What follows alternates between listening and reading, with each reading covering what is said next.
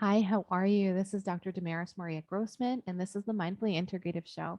Today, we have a wonderful mindful chat with Terry Tucker. He is a world renowned motivational speaker. He's an author of many books, and he's also a dad and a family member, right? And he's done a lot in his career, but he's going to talk to you today in his way of where I say mindfully integrative, but what he can do and give back to himself and to others. So let's chat. How are you? I'm great, Damaris. Thanks for having me on. I'm looking forward to talking with you. Oh, thank you. So let's talk and say a little quick fun fact that I always ask. Little fun fact. I played college basketball against Michael Jordan. That's pretty cool. Yeah. That's pretty cool. Was he really good? No. Like amazingly good. No, actually, it was my senior year. It was his freshman year, and he really hadn't started to blossom into the player that he ended up being. Kind of a funny story, kind of a follow-up. My brother was the basketball coach at Loyola Academy in Chicago and coached Michael Jordan's two sons. And he said, one day I'm at practice and I'm teaching the players a new play, and I look up and he's like, nobody's paying attention to me. And so I kind of look over where they're looking, and they were looking at the door to get into the gym. And Jordan had come into the gym as a dad, to pick up his kids after practice. This wasn't, I'm Michael Jordan. And so my brother looked at him and said, hey, Michael, you're a little bit of a distraction. Would you mind stepping out in the hall until practice is over so I can finish? And Jordan and his wife were incredibly great people. And he was like, absolutely, coach, I'm sorry for the distraction. I'll wait outside. And my brother thought later, he said, I'm probably the only coach in the history of basketball that ever kicked Michael Jordan out of practice. So it's just like, oh, you don't know what to do, right? And then they probably want to be like perfectly, that's pretty cool. Oh, he's just coming in as a dad. How sweet. That's pretty cool. Wow, that's really fun. That's an entertaining thought. Nerve-wracking but fun. So you're a big basketball fan. You're a big sports guy, pretty athletic. I am. I Family was. Guy. Yeah, I mean, you can't tell this from looking at me or from my voice, but I'm 6'8" tall, and I played college basketball at the Citadel in Charleston, South Carolina. The brother that I mentioned who coached Jordan's son is 6'7" and was a pitcher for the University of Notre Dame. And then I have another brother who's 6'6", who was drafted by the Cleveland Cavaliers in the National Basketball Association. And then my dad was 6'5". So I sort of joke that if you sat behind our family in church growing up, there wasn't a prayer's chance you were going to see anything that was going on, in front of us. But it was literally our 5'8" mother that was the boss. It didn't matter how big, tall, strong we were. Whatever mom said, that's the way it went. She's a boy mom, right? Oh, I'm a boy. Oh, absolutely. I have no sisters. Absolutely. I'm a boy mom too. I totally get it's a different. I thought I was going to be a girl mom, but no, I'm a boy mom. Oh, I know. And my wife and I have one child. We have a daughter, and I grew up with brothers. I went to an all-male Catholic high school, and then I went to an all-male military college. So when my wife and I were having our child, went to the OBGYN, and she's like, do you want to know what it is? We're like, yeah, sure. And she's like, well, you should buy pink. And I was like, oh, no. You need to leave it in there until it's done. I don't know what to do with a girl. It was like, oh, that's so cute. Oh, you went to military too. You were in the military. Talk very. Well, I went to the Citadel, which is a military college. I did not go into the military. Actually, our daughter is a graduate of the United States Air Force Academy and is an officer in the new branch of the military, the Space Force. Oh, that's exciting. I have a friend that wants to do that. That's really cool. Oh, congrats on her service time. That's really cool. Awesome. Wow, that's a lot right there. Yeah. Pretty fun fact. So let's chat. What kind of, you had said that you started a new business in motivation, but obviously you have a history and a life that kind of got you to that. I call it integrative space, but obviously something that changed your trajectory. How did that go for you? Yeah, I can look at so many different events that occurred in my life that really kind of took me down different rabbit holes and things like that. When I graduated from college, I moved home to find my first job. I was the first person in my family to graduate from college, and I was all set to make my mark on the world with my newly obtained business administration degree. I look back now and realize how little I knew about business just because I had a degree. Fortunately, I found that first job in the corporate headquarters of Wendy's International, the hamburger chain, in their marketing department. Unfortunately, I ended up living with my parents for the next 3.5 years as I helped my mother care for my father and my grandmother, who were both dying of different forms of cancer. As I said, professionally, started out at Wendy's. I spent 10 years in hospital administration. And then I made a major pivot in my life and became a police officer and worked undercover narcotics. I was a SWAT team hostage. Different. What did you? Oh, huge. I was also a SWAT team hostage negotiator. Started my own school security consulting business, coached girls high school basketball, became an author. But for the last 10 years, probably the defining part of my life has been this rare form of cancer. I have a rare form of melanoma that appeared on the bottom of my foot. And that's really been, these last rare form of cancer. I did not read about that. Let's chat more about this. So you've had this, and so you've had chemo then numerous times then, or I have had, let me kind of, so 2012 is when it started. So it's been a little over 10 years now. And I had a callus break open on the bottom of my foot, right below my third toe. And initially I didn't think much of it because, as I mentioned, I was a high school basketball coach at the time and you're on your feet a lot. But after a few weeks of it not healing, I made an appointment and went to see a podiatrist, a foot doctor friend of mine. And he took an x-ray and he said, Terry, I think you have a little cyst in there and I can cut it out. And he did. And he showed it to me. It was just a little gelatin sac with some white fat in it. No dark spots, no blood, nothing that gave either one of us concern. But fortunately or unfortunately, he sent it off to pathology. And then 2 weeks later, I get the call from him. And as I said, he was a friend of mine. And the more difficulty he was having explaining to me what was going on, the more frightened I was becoming, until finally he just laid it out for me. He said, Terry, I've been a doctor for 25 years. I have never seen this form of cancer. You have a rare form of melanoma that appears on the bottom of the feet or the palms of the hands. And because your cancer is so incredibly rare, he recommended I go to MD Anderson Cancer Center in Houston to be treated. And that's kind of what started this whole It's like odyssey. MD Anderson, St. Jude's, or, up by Sloan Kettering, certain things are, you got to go where a specialists are. You do. And I had never heard of anybody who had melanoma on the bottom of their feet. I'm like, no, melanoma is a sun disease. It's, so the melanin, the pigment in your skin. Like I never, as a kid, remember laying out with my feet up in the air, tanning the bottom of my feet. But it's there. So there's that rare form of melanoma, and there's an even rarer form of melanoma that appears in the mucous membrane. So in your nose or your mouth or something like that, but it's still melanoma. That's so, and they don't know genetically where or what you may have gotten it, or like through the. No, a couple summers ago, I had some genetic testing done. All 88 genes at the time that they know of or suspect cause all different forms of cancer. Yeah. And I have no mutations in any of my genes for any cancer. Very interesting. Wow. It is. See how you just don't know, like life and health, like they don't always know. There's not an answer for everything in the healthcare field, There isn't, but you want one, and I've certainly asked. You absolutely do. But I mean, at least I know I'm not passing on, bad genes to my daughter or something like that. So you are still here. You are still blessed. What exactly came from 2012 to now, right? That's 10 years. You obviously have been doing things right and think treatments. Let's chat about that.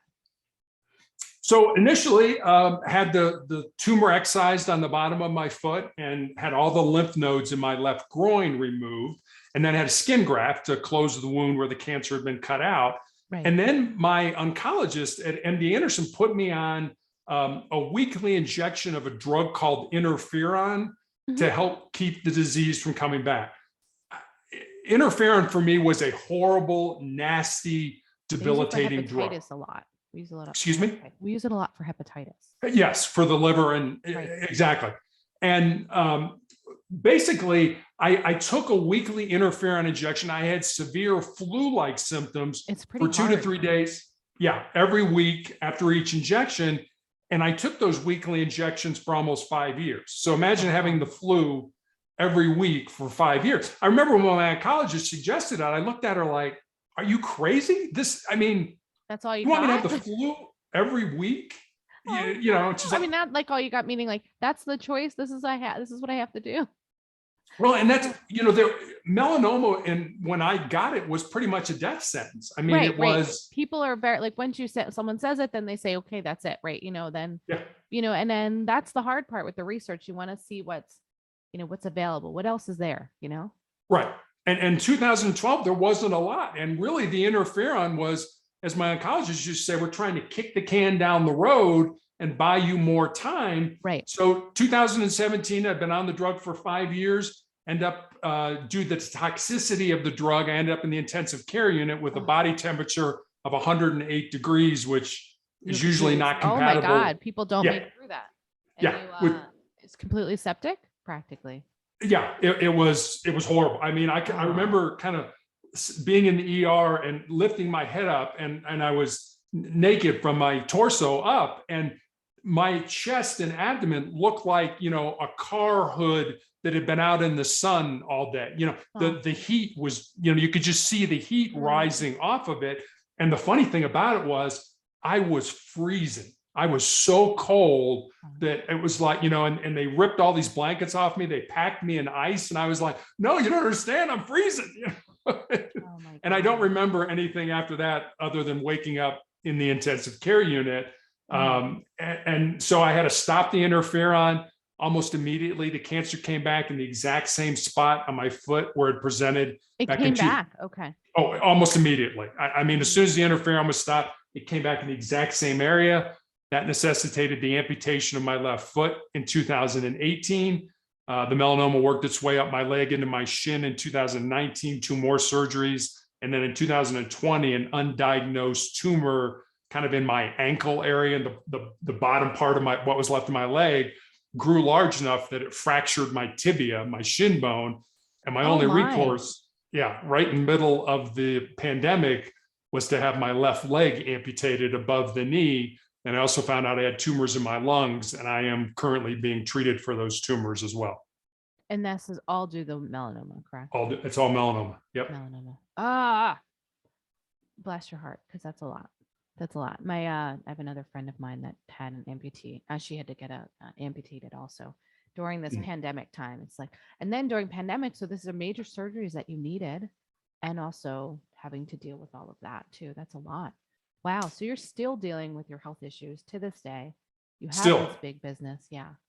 And have you felt that you've had, obviously using modern medicine, still doing that and trying to change and integrate other things to be better, to live a longer and healthier life to the best of your ability? What have you been trying to do? I mean, I don't have any medical background. You have to have a medical background. You don't. But I've seen a lot of people that just, take their lives and, when they get a chronic or a terminal illness, and they just turn it over to, a doctor or a PA or somebody. It's like, here, you manage my life. And I didn't want to do that. I mean, I'm living in Colorado now, so I'm affiliated with the University of Colorado Hospital now. And getting my therapy through them, and have been for, I was at MD Anderson for about a year, and then we moved here to Denver. And so, my doctor used to basically track me with a PET scan, which involves injecting radioactive sugar into your body with the understanding that cancer cells their metabolism is higher, so they pick up the cancer at a higher rate. So you will see that on your scan. Well, I didn't think it took a genius to figure out, well, if cancer likes sugar, maybe I was going to say, I'm like, when did he have? I was hoping you were going to come to this conclusion. Good. Yeah. It's like, maybe I shouldn't eat a lot of sugar. And unfortunately, everything we practically eat today has sugar in it. But I really do. I don't eat cookies. I don't eat bread. I don't drink pop. I don't do, all the kind of things like that. I mean, I'm still going to die, but at least I'm going to die healthy. So, which is okay. We're all going to die. So exactly. You're going to live the best life that you can. Right. And the other thing I think that I've really been lucky about is that I have access to a oncology pharmacist. So like, it was suggested to me early on, hey, you should try high intensity vitamin C therapy. And I'm like, okay. So I went out, I researched it, and I'm like, okay, it seems something that might help me, but let me go ask. And so I went to my pharmacist, and I'm like, look, I want to do this. She's like, let me research it, and I'll get back to you. And she came back to me and she said, Terry, you don't want to do this because the chemotherapy drugs that I was on at the time, she said, it will diminish their effectiveness. So we would recommend you not do that. Like, okay, that totally makes sense for me. Then I found DHA, which is a fatty fish oil that's DHA. DHA. Yeah, that's supposedly really good for the heart and things like that. Right. There were some scientists over in Portugal who were doing experiments with heart and DHA, but found out that DHA works like kind of a Trojan horse for cancer cells, where the cancer's like, oh, that's good, I'll take it up, but it kills them. And so I went back to my pharmacist again, and I'm like, hey, I'm thinking I want to incorporate DHA into my diet. And she said, again, let me research it, let me get back to you. And she came back to me and she said, Terry, yeah, it makes sense, but not for you. You had a blood clot in your lung as a result of the interferon in 2017. You're on blood thinners. DHA will make you more prone to bleeding.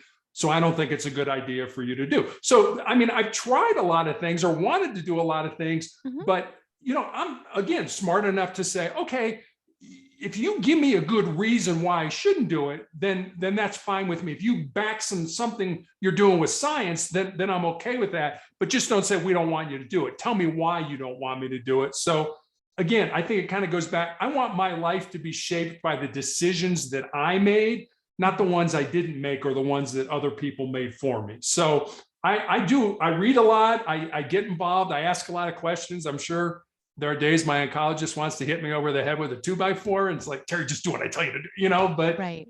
I'm just not like that. Yeah. You're trying to take a little bit of control of some of these situations to the best of your ability. And at this point, are you, feeling like the least stressed, or are you like, do you have maybe in the sense, because you've been through so much, are you feeling better at this point in your life? I am actually. A couple months ago, my oncologist showed me my CAT scan photos back in 2020 when I found out I had the tumors in my lungs and I needed my leg amputated. And like I say, I don't have any medical background, so I don't really know how to read a CAT scan, but I kind of know what shouldn't be there. Right. And I remember looking at the photos, and I had fluid all around the pleural spaces of my lungs. I had these big tumors in my lungs, and I remember looking at my oncologist and I was like, how was I alive? And he kind of grinned and shook his head and he's like, I don't know. Which said to me that, you know what? I have a very strong faith, which said to me, God's not done with me yet. It's not time for me to move on. So what I'm doing now, I transitioned from a chemotherapy, and for your audience that doesn't know, chemotherapy goes in and attacks cancer. It actually attacks the cancer. I am now on a clinical trial drug that does nothing to the cancer, but the way cancer proliferates in the body is that it secretes a protein that hides itself from your immune system. And what this drug does is it wipes away that protein so that your body can say, oh, that's cancer, it doesn't belong here, we should go attack it. And so that's the clinical trial drug that I'm on now. I go every 3 weeks to the hospital. I'm at the hospital every day for a week. I get the infusion of this drug. It's very hard on my body. I shake pretty violently. I throw up. I have a headache. I have a fever. I have all these kind of things. And it's probably not going to save my life. It has stabilized my cancer, but it has not gotten rid of it. I still have the tumors in my lungs. But the way I look at it, and this I think I learned, I started playing basketball when I was 9 years old, and I played all the way up until I graduated from college. And I think one of the things that team sports teaches you is the importance of being part of something that's bigger than yourself. And you realize that on a team, if you don't do your job, not only do you let yourself down, but you let your teammates down, your coaches down, your fans down, et cetera. And if you think about it, the biggest team game that we all play is this game of life. So this drug may not save my life, but it may save the life of somebody 5 years from now, 10 years from now, that I will never meet, because more than likely I won't be here. But for me, that's being part of something that's bigger than yourself. But Terry, that's pretty beautiful and also so selfless that, you obviously have come to this.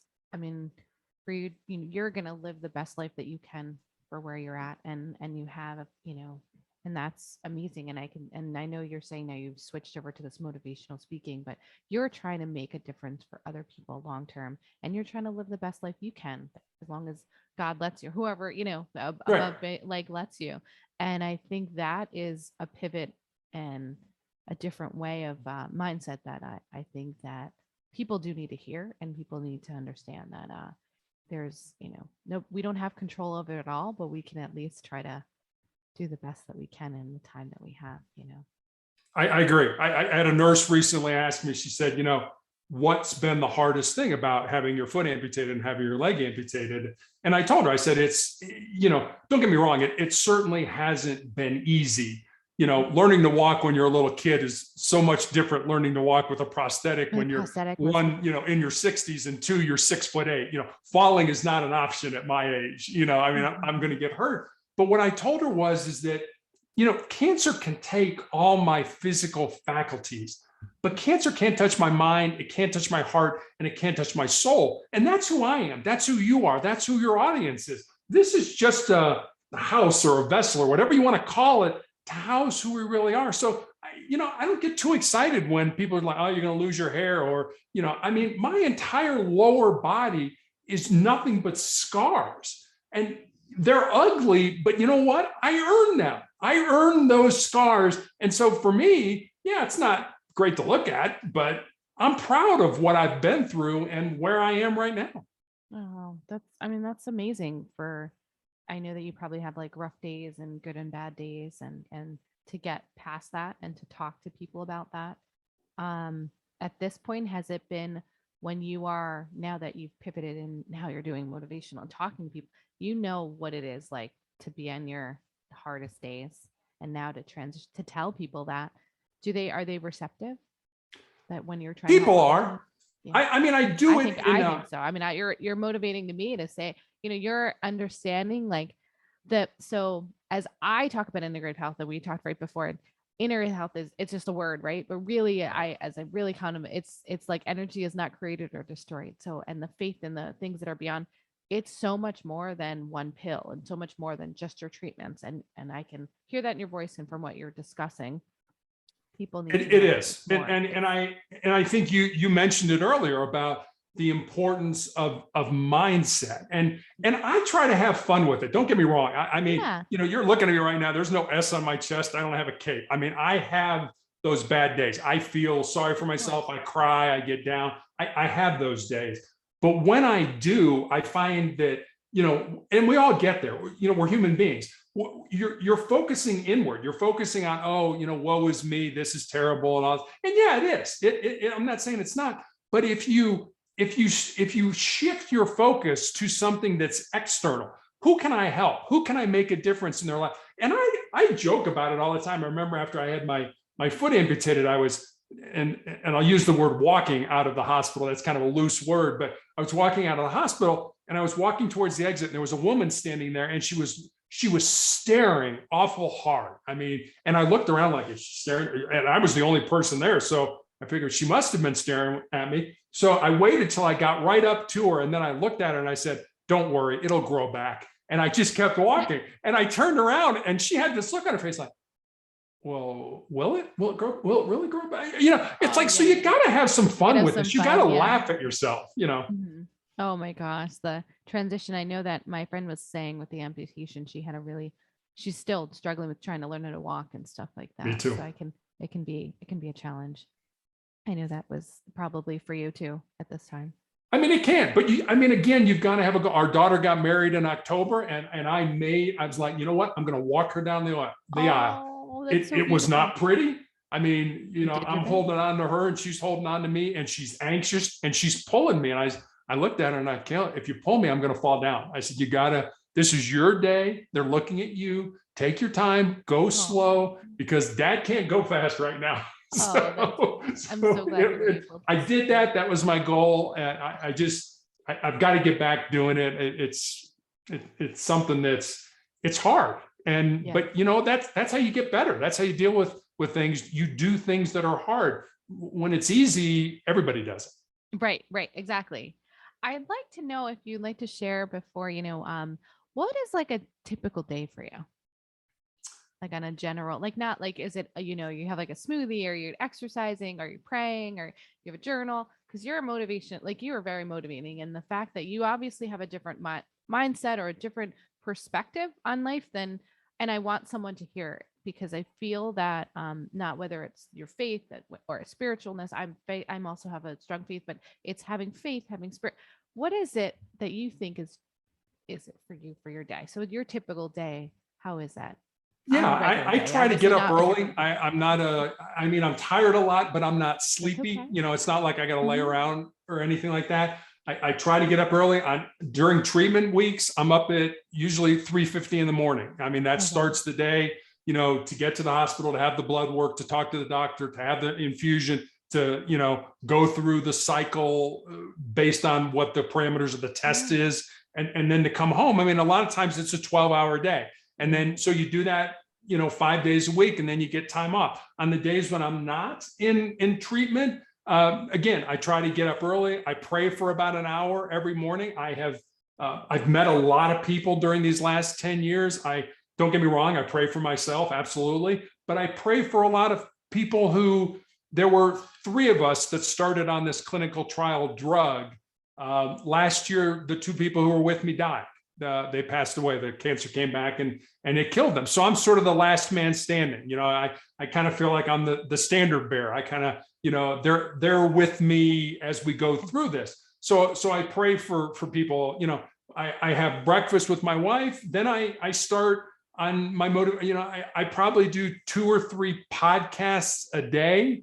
My wife and I there's a little contention between us. She's like, look, you need this time off to rest and to get your blood counts up and to do all that kind of stuff. And my response is always, hey, I'll get plenty of rest when I'm dead. So you know what? I'm going to enjoy this. I'm going to, because these energize me. They give me a purpose. And then I spend a lot of time corresponding with people, whether it's, via email, or I'm old fashioned. I like to write people notes and send them to them and things like that. Yeah. So I spend a lot of time with that. And then I read a lot. My wife will tell you, I've got like 5 or 6 books piled up on the nightstand, next to the bed. And so I read. I believe learning, being lifelong learners. I want to die learning. And I think that's important. So I'm reading all kinds of different books. So in a nutshell, that's kind of my day. That's awesome. Yeah. Thank you for sharing that. And, I know that you've been through a lot, and I don't want to keep you too much longer, but is there one tip or one small thing that you'd like to, I call them mindful ways, that you'd like to share with the audience? Let me finish with a story, if I may. Okay, that'd be great. Yeah. So I've always been a big fan of Westerns growing up. My mom and dad used to let me stay up late and watch Bonanza and Gunsmoke, and my favorite was Wild Wild West. 1993, the movie Tombstone came out. You may have seen it. It was a huge blockbuster. It starred Val Kilmer as a man by the name of John Doc Holliday, and Kurt Russell as a man by the name of Wyatt Earp. Now, Doc Holliday and Wyatt Earp were 2 living, breathing human beings who walked on the face of the earth. They're not made up characters for the movie. Doc was called Doc because he was a dentist by trade, but pretty much Doc Holliday was a gunslinger and a card shark. And Wyatt Earp had been a lawman almost his entire adult life. And somehow these 2 men from entirely opposite backgrounds come together and form this very close friendship. And at the end of the movie, Doc Holliday is dying at a sanitarium in Glenwood Springs, Colorado, which is about 3 hours from where I live. The real Doc Holliday died at that sanitarium, and he's buried in the Glenwood Springs Cemetery. And Wyatt, at this point in his life, is destitute. He has no money, he has no job, he has no prospects for a job. So every day he comes to play cards with Doc, and the 2 men pass the time that way. And in this almost last scene of the movie, the 2 men are talking about what they want out of life. And Doc said, when I was younger, I was in love with my cousin, but she joined a convent over the affair, but she's all that I ever wanted. And then he looks at Wyatt and he says, what about you, Wyatt? What do you want? And Wyatt kind of nonchalantly says, I just want to lead a normal life. And Doc looks at him and says, there's no normal, there's just life, and get on with living yours. Damaris, you and I both know there's probably people out there listening to us right now that are sort of just sitting back and saying, well, when this happens, I'll have a normal life. Or when this arises, I'll have a successful life. Or when this occurs, I'll have a significant life. What I'd like to leave you with is this. Don't wait. Don't wait for life to come to you. Get out there, find the reason you were put on the face of this earth, use your unique gifts and talents, and live that reason. Because if you do, at the end of your life, I'm going to promise you two things. Number one, you're going to be a whole lot happier. And number two, you're going to have a whole lot more peace in your heart. Love that. Oh, that's beautiful. Oh, it's getting me a little teary-eyed. Thank you so much for sharing your time, your energy, and your love. And I appreciate your time. So, well, thank you for having me on. I really do. And I love for those to, of course, reach you. So can you say how they can get a hold of you? I'll have information in the show notes too, but I'd love for them to also reach you. I have a blog that I put up a thought for the day every day. And with that thought comes a question about maybe how you can employ that thought in your life. My blog is motivationalcheck.com. You can leave me a message there. I have recommendations for books and videos to watch and things like that. So motivationalcheck.com will get you to me. All right. Awesome. Well, thank you so much, Terry Tucker, for coming on and for bringing your wisdom, because I know that there's someone listening that needs to hear you. Well, thanks for having me on. Of course. And thank you guys for joining in. And as I say to you each and every day, find a mindful way. Have a great day.